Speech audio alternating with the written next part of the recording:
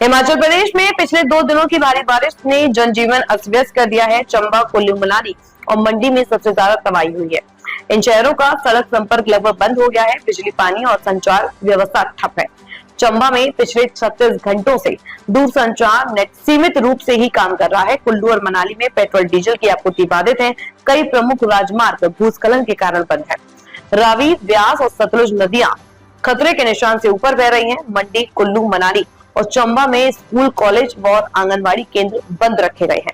अगस्त में सामान्य से 62% ज्यादा हुई वर्षा।